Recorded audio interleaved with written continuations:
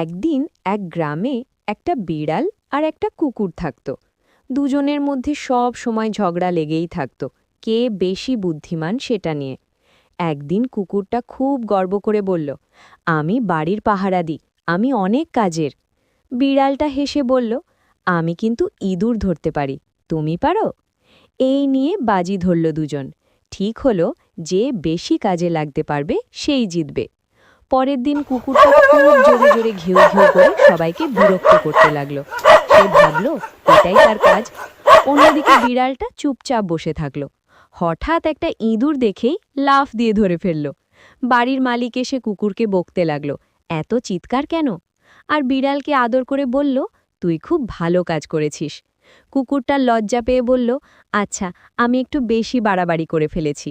বিড়ালটা মুচকি হেসে বলল, চিৎকার না করে কাজ করাই আসল বুদ্ধি।